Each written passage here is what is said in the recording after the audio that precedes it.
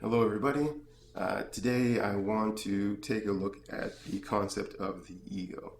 Um, my mom watched one of my videos, and after watching it, she came up with the kind of expression of the ego and started to explain to me the ego and that kind of thing. And I think this is a very interesting point that she made, and I want to go a little bit further into it.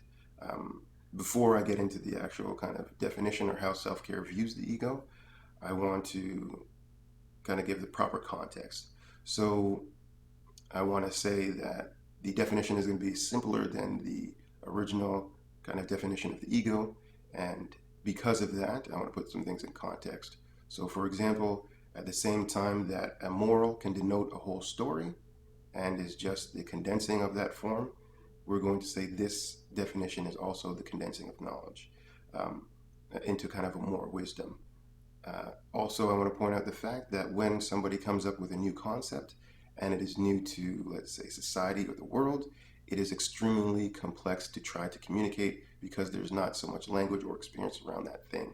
Therefore, making the original idea of the kind of founder have to be a lot more complex. We can also say with time and with exposure to this concept, then we also have the ability to make it smaller, make it more powerful in a way. When I say smaller, more simple, more powerful, because we have more realities associated with this thing, as well as I find that the most truthful things often retain themselves after years passed in moral forms, right? So two heads are better than one. That's been around for a very long time. Why? It's a very powerful truth, and people have built on that thing in the sense of now reducing it to that small of a statement. But we can say once it was a huge thing. Same thing with the mathematics. All those concepts you have to think of that people spent their whole lives kind of creating, reinventing, boiling down, and now we learn these things in like high school or whatever. So we can see that there is a pattern of taking large concepts over time and making it a little bit smaller so that it's more usable for the people of today. That being said, all things kind of lose their power in a sense to the common people, or to most people, I should say, I shouldn't say common, um, after a certain distance from the founder itself. So gravity was a huge thing, the discovery of gravity was a huge thing, and as that became more of a staple, people have lost their kind of appreciation for that fact. And the only way to bring back that appreciation is to try to um, kind of distill it in a more contemporary way, but still representative of the past achievement. We can't say we get rid of the achievement just because we put new words to it. So, that all being said, is why I'm going to kind of put the self care perspective on the ego. Um, so, without further ado, here we go. The ego in itself, we have to realize, is that it is the misunderstanding that we know how to get the solutions that we want. That's it. That is the whole kind of definition. In a more practical terms, as a child growing up, we assume that we know how to be strong or to be successful or to be good. And because we are defining this from lack of knowledge, essentially, so we're trying to make something happen without having the appropriate knowledge to make it happen, we pursue this. As we pursue this thing, we generally end up believing in things that are not particularly true. Like power is having a high paying job. Not really, but we could say that's high status, assimilated to high power. Um, so again, you see how there's a misconnection there. And in doing so, in pursuing this, we have to also put on kind of a way of going through life, right? So we build our character a certain way. Our character essentially is to defend us against the hardships of life. This is saying that we know how to defend ourselves against the hardships of life. We don't really, because again, these strategies are coming from childhood, which is the lack of, let's say, wisdom or experience to quantify why we do that.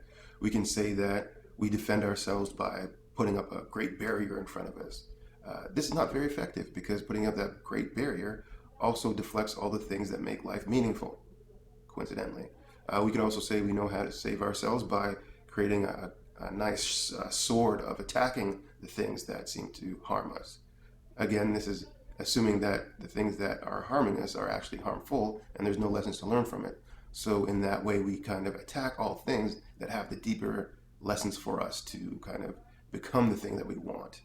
So in all these things, we take on the attempt of knowing things we don't fully understand, and in that way, our ego is created, the knowing of these things without the proper knowledge. When we do have the knowledge, we can see that there's a lot less defense and a lot less aggression, and in this way, the ego leaves because we understand that in all the things that we have gained as wisdom, we understand that we don't know. And in knowing that, we allow life to be how it is, and we don't necessarily have a preconception even, of a situation. Therefore, we allow it to be what it is in the moment and experience it as it should be, and not how we kind of